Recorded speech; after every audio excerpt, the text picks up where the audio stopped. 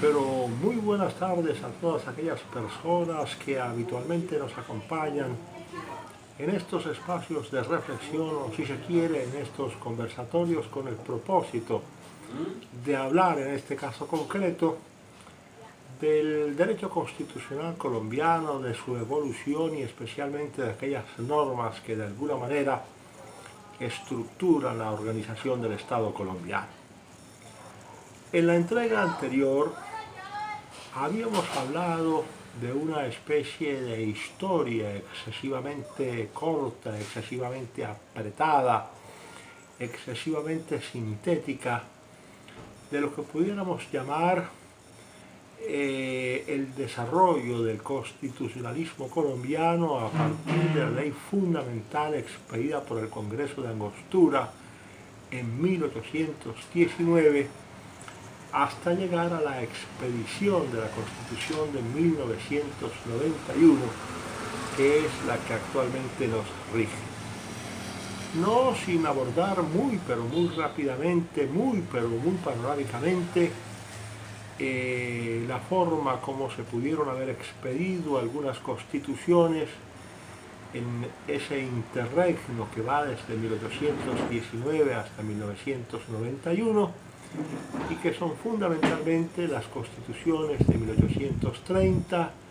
la de 1843, la de 1853, la de 1858,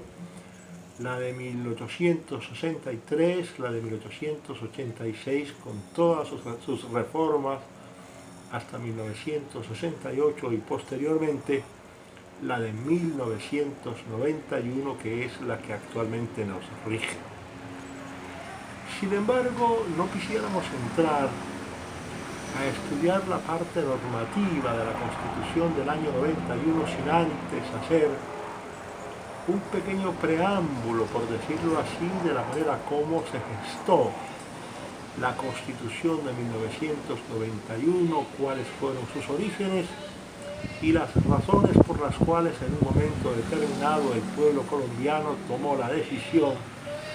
de erigirse en poder constituyente originario a través de sus delegatarios en la asamblea que se reunió en el Centro de Convenciones Gonzalo Jiménez de Quesada para darle vida a lo que ya hoy conocemos como la Constitución de 1991. Echemos un poco hacia atrás y nos encontramos que ya en 1988 el país había comenzado a sentir la frustración que implicaba no poder hacer las reformas de las distintas estructuras políticas del país, en especial la reforma legislativa y la reforma al poder jurisdiccional, por cuanto intereses un tanto sospechosos, un tanto oscuros, metieron, por así decirlo, la mano en aquella reforma que estaba siendo estudiada por el Congreso de la República y finalmente, a finales de la legislatura, el gobierno del entonces presidente Virgilio Barco Vargas tomó la decisión de hundir la reforma constitucional que en ese momento se proyectaba con el propósito de no dar pábulo a la posibilidad de que se dijera que allí habían metido mano ciertas fuerzas en el país que para entonces estaban bastante consolidadas y que de alguna manera querían que se introdujera en la Constitución Política de Colombia la figura de la no extradición. Con posterioridad ocurrieron otros hechos violentos que finalmente alentaron a la población, pero especialmente a un grupo importante de estudiantes universitarios, a proponer lo que se conoció con el nombre del movimiento de la séptima papeleta. La séptima papeleta se origina fundamentalmente a raíz del asesinato de Luis Carlos Galán Sarmiento en la plaza principal del municipio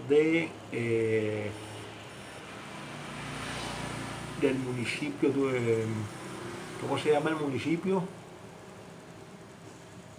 De Soacha, del municipio de Soacha, vecino de Bogotá, repetimos el 18 de agosto del año 1989. Es decir, en la plaza de Soacha, municipio vecino de Bogotá, se produjo el asesinato de Luis Carlos Galán Sarmiento, quien en la práctica sería, o iba a ser mejor, el candidato oficial del Partido Liberal Colombiano a la presidencia de la República. A raíz de ese asesinato, pero también a raíz de los asesinatos que se cometieron contra Bernardo Jaramillo Ossa y contra Carlos Pizarro León Gómez, los estudiantes no solamente denunciaron la crisis profunda en que había quedado sumido el país, sino que propusieron la convocatoria a una Asamblea Nacional Constituyente con el propósito de que los colombianos hiciésemos un pacto constitucional que de alguna manera nos permitiera alcanzar lo que siempre hemos querido pero que nunca hemos podido lograr, que es la convivencia pacífica entre todos, independientemente de nuestras posiciones, sean de izquierda, sean de centro o sean de derecha. Lo cierto es que los estudiantes aprovecharon las elecciones del 11 de marzo de 1990, donde había de elegirse candidatos a los consejos municipales, a las asambleas departamentales, a la Cámara de Representantes, al Senado de la República y a otras corporaciones importantes, a la alcaldía de los municipios, y también se había de elegir un candidato de los 5 o 6 que había, que eran precandidatos en ese momento como candidatos oficiales del Partido Liberal Colombiano. Es decir, estábamos ante una consulta popular dentro del Partido Liberal, que escogía mediante esa consulta su candidato a la presidencia de la República. Los estudiantes propusieron que en vez de 6 papeletas se introdujeran 7, y la 7ª papeleta sería aquella en la cual los colombianos pediríamos la convocatoria de una Asamblea Nacional Constituyente. Ese día, efectivamente, muchos colombianos votaron por la convocatoria de la Asamblea Nacional Constituyente, pero desafortunadamente las autoridades electorales dijeron que no podían escrutar esos votos por cuanto no existía una ley sobre la cual o sobre cuya base fundamentar el escrutinio de unos votos que se habían depositado para la convocatoria de una Asamblea Nacional Constituyente sin que existiese un marco jurídico que lo permitiese. No debemos olvidar que en el referendo plebiscitario del año 1957 se estableció como norma constitucional que en lo sucesivo las reformas constitucionales solo se harían por la vía establecida en el antiguo artículo 218. Sin embargo, el presidente Barco quiso, como quien dice, poner su grano de arena en el proceso constituyente y expidió el decreto 927 en ejercicio de sus facultades especiales previamente otorgadas por la declaratoria del estado de sitio,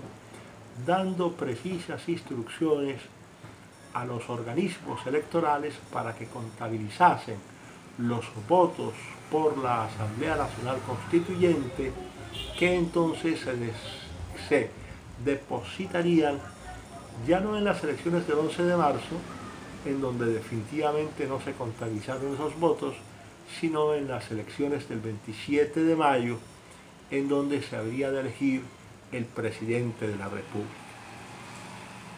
Un poco más de 5.600.000 votos obtuvo la 7ª papeleta, que ya en este caso no sería 7ª sino 2ª, es decir, 5.600.000 colombianos estuvieron de acuerdo con que se convocara una Asamblea Nacional Constituyente, y además ya las autoridades electorales tenían en virtud del decreto extraordinario expedido por el presidente de la República o por el gobierno de Virgilio Barco, las facultades, las competencias para escrutar esa votación. El presidente Barco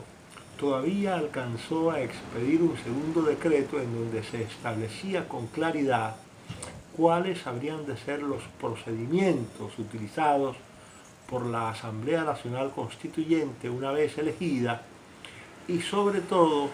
en ese decreto se establecieron algunos límites competenciales de los cuales no podía desprenderse la Asamblea Nacional Constituyente. Sin embargo, en el momento de ejercer lo que nosotros conocemos como el control automático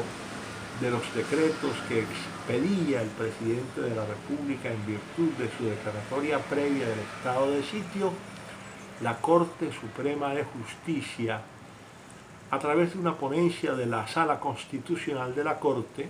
que en ese momento estaba encargada de la salvaguarda de la integridad de la Constitución,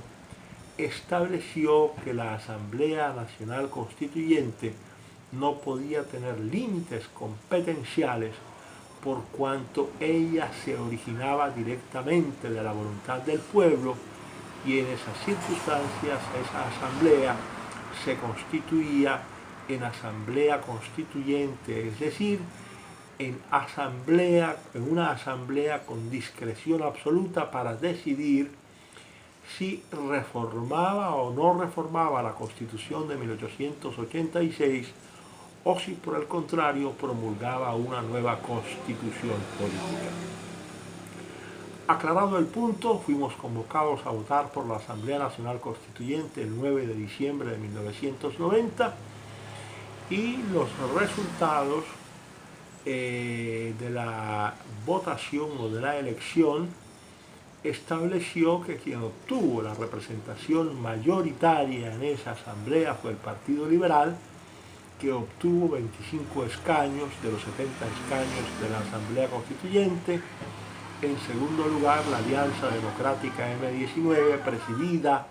en ese momento por Antonio Navarro Wolf, que alcanzó 19 escaños. En tercer lugar, el Movimiento de Salvación Nacional, presidido por Álvaro Gómez Hurtado, que alcanzó 11 o 12 escaños. Y finalmente el Movimiento Social Conservador, presidido por Misael Pastrana Borrero, que obtuvo 9 escaños. Lo cierto es que ya en la Asamblea Nacional Constituyente que se instaló,